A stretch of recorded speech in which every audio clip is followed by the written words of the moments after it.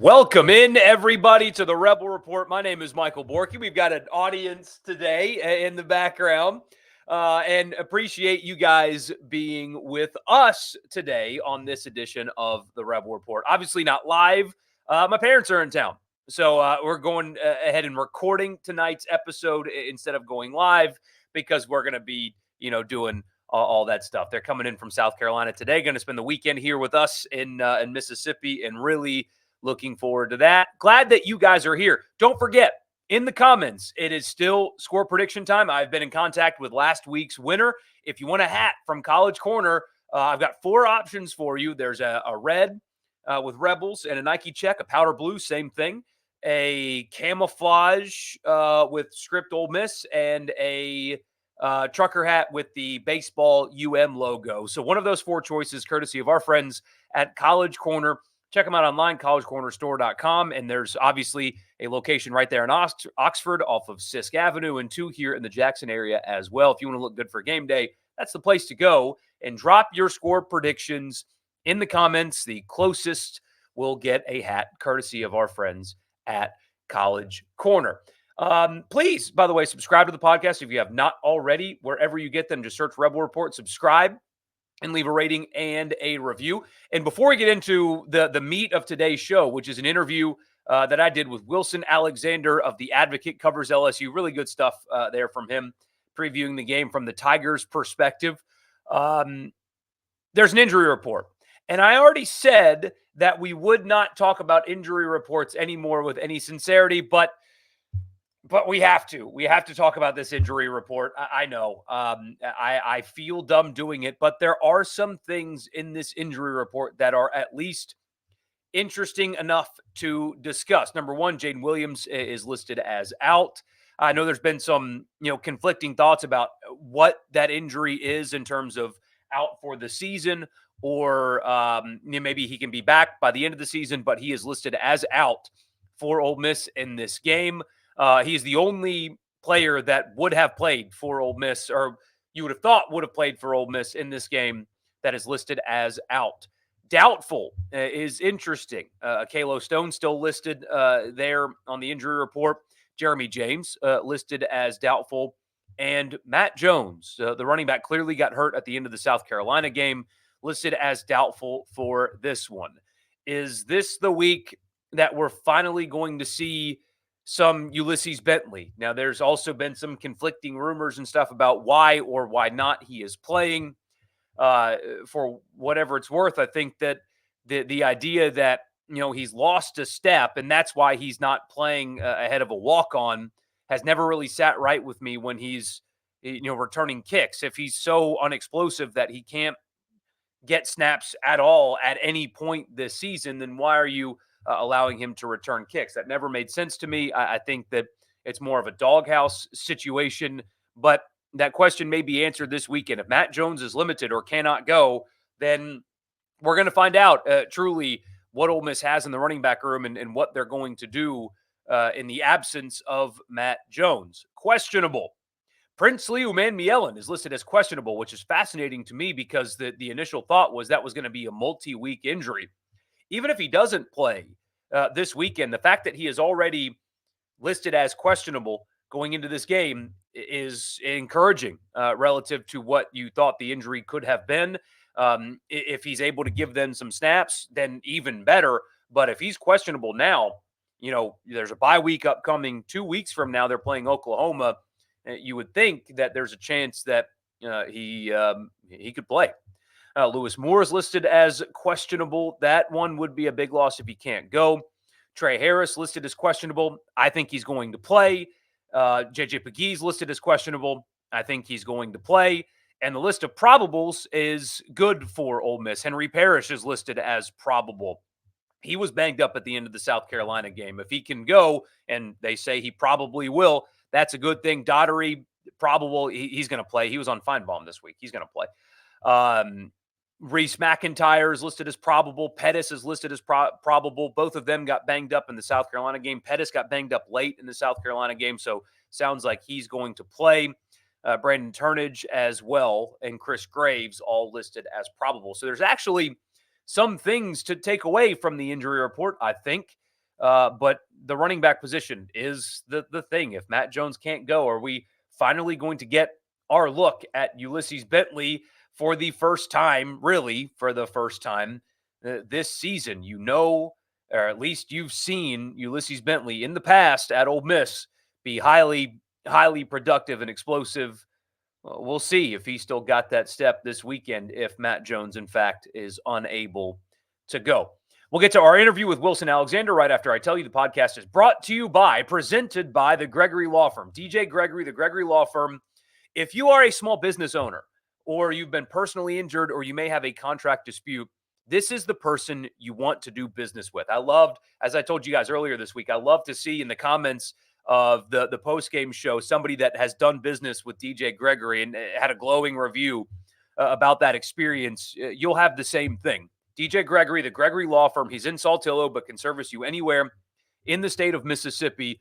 You may not need him today, but especially if you're a small business owner or you just want to make sure you know where to go if that day comes where you are injured or have a contract dispute or need some legal advice for your small business, save this number, 662-397-9799, 662-397-9799. Don't delay, call DJ today. The Gregory Law Firm presenting the Rebel Report podcast. So here that interview is right now. Wilson Alexander covers LSU for The Advocate, and I will see you on the other side.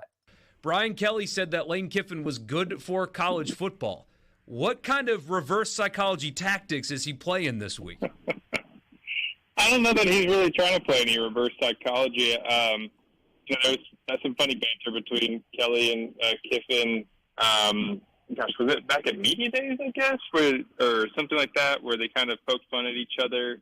I can't even, remember what the context of it was now. But, I think he was just sort of asked about Kiffin this week and I think gave a pretty diplomatic answer and kind of kept the line moving, really. So we'll truly start with defense. So as you know, you covered it. LSU defensively was pretty pathetic a year ago.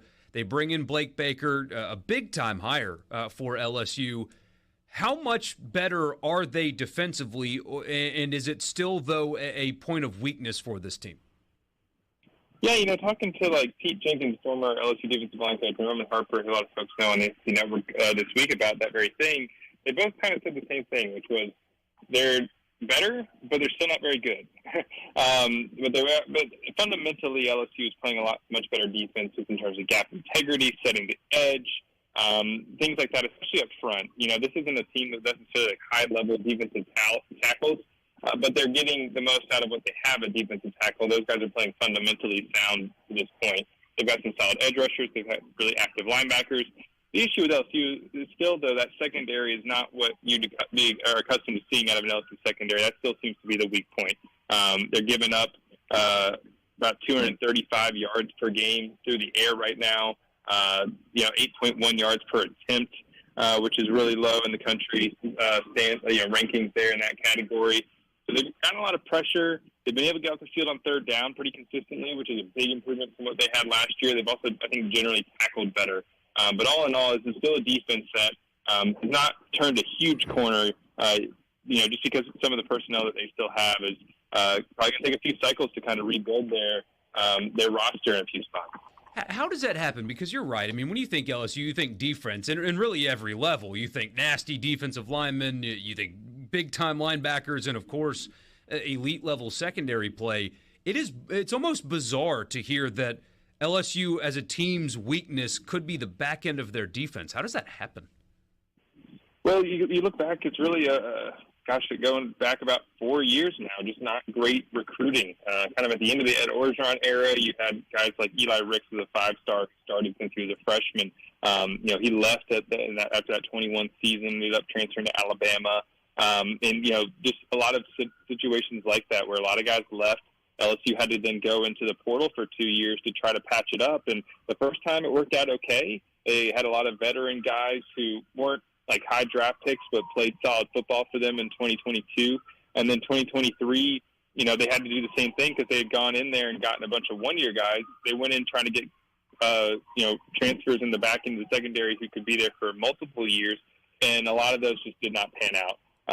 Talking about, guys like Juice Chestnut, who's now back at Syracuse, or just some other players who didn't end up. Denver Harris, was a five-star guy who they had tried out who had some problems at Texas A&M, and he didn't pan out. And so there's just a lot of situations like that to where now, they've been trying to rebuild it through recruiting the high school ranks, but they haven't, under the previous defensive staff, gotten the high-end guys that now Corey Raymond is getting. LSU now has a five-star and DJ Pickett committed in this upcoming class, and Raymond has had some of the high four-stars too coming in at corner. So, if those all sort of pan out the way that Corey Raymond has been able to do so in his career in terms of recruiting, cornerbacks, then over time LSU will get back to that place. But at the moment, it's just sort of a few years of recruiting misses and not having great evaluation in the transfer portal has kind of put LSU in this spot.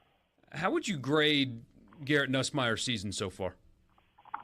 Definitely an A. I mean, he's not giving it an A+ just because, there's a few things that he needs to continue to kind of clean up here and there. But, I mean, this is a guy coming in as a first-year starter who, he had a lot of name recognition, but he had only started one game to this point. Now in his first full year as a starter, he's done a lot of good things. We're talking about one of the top, statistically, really one of the top 10 quarterbacks in the country.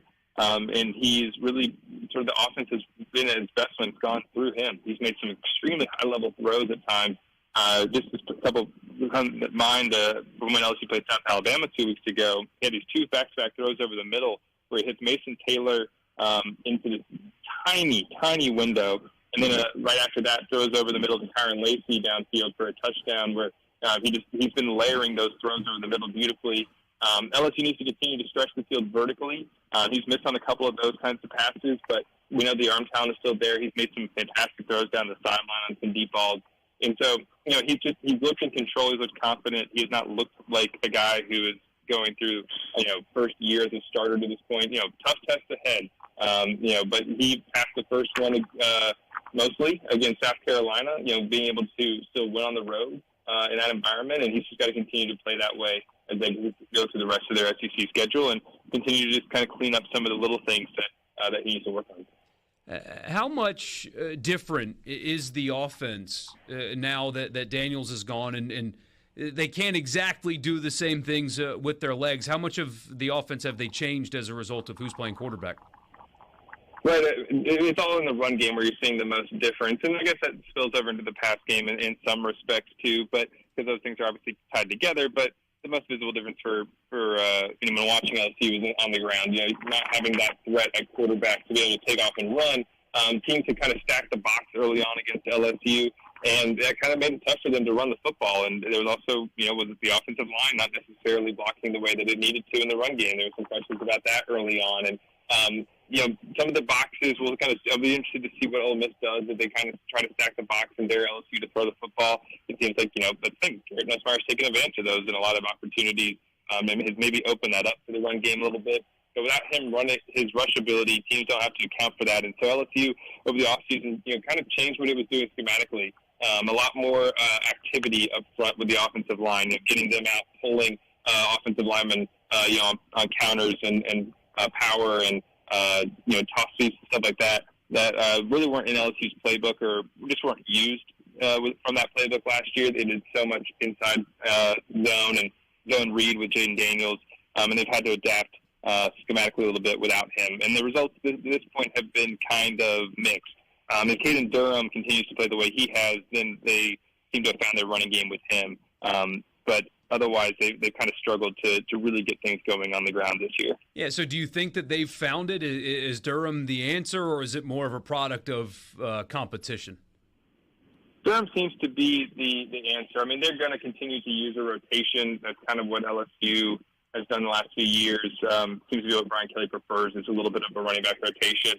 Josh Williams will still be a factor in that. Caleb Jackson, although he has had a really underwhelming sophomore season, would still be, give some touches here or there. But it's really gone through Durham. And Brian Kelly said after the South Carolina game when he had his first emergence was, look, this was a guy who made things happen, and that you as the running back in the kind of just have to make things happen sometimes. And in a way sort of spoke to that their running game hadn't gotten going because it was maybe some on the other running backs for not having sort of, bounced the plays to the outside like Caden Durham did and breaking tackles like he did in South Carolina. He's brought a lot of that to the table here has a bunch of broken tackles, a lot of yards after contact. He's got great vision and balance.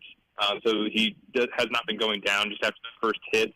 And he's got a ton of speed, too, which he really showed off against South Alabama, taking his first 2 touches for almost 2 touchdowns. I mean, he had an 86-yard run and like a 71-yard catch out of the backfield. They turned into a touchdown on LSU's first offensive play where he got to the outside and ran past everybody.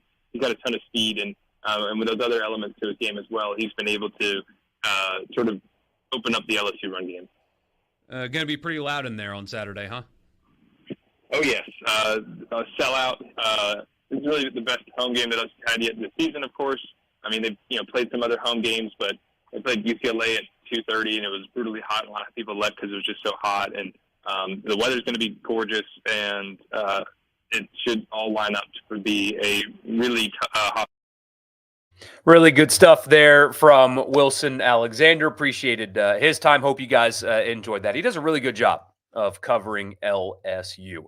The Rebel Report is also brought to you in part by Advantage Business Systems. Check them out online at absms.com. Advantage Business Systems has you covered for all of your Mississippi office technology needs. Tell them I sent you. You get a complimentary office technology assessment. You tell them what you need, what your budget is, and they will find a solution for you on me. It's Advantage Business Systems, absms.com.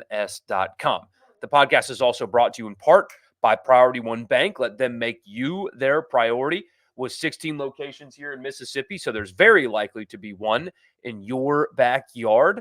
And they make you their priority with their local loan servicing and decision making. It's you don't have to get on Zoom or talk to somebody out of state. It's somebody you sit down with face to face because Priority One Bank makes you their priority. Fascinating game this weekend. I'm really excited for it, honestly. I think we're going to learn so much about Lane Kiffin and this team and Jackson Dart. And I think Ole Miss will go down there. I do think that they will go down there and get it done. We've talked about it this week. I think almost all of the matchups favor Ole Miss. Now, offensively, they're going to have to score some. I don't think that despite the front six being elite is what it is. And that traveling, I still have questions about Ole Miss's secondary, especially stopping this passing attack from LSU. So they're going to have to score some. But I do like Ole Miss's matchups basically everywhere else on the field. So we'll see if they can get it done in a hostile environment in Baton Rouge. Thank you guys so much for tuning in. We'll be back live after the game and on Sunday as usual. Appreciate you so much. Like, subscribe, all that good stuff. And I'll talk to you after the game.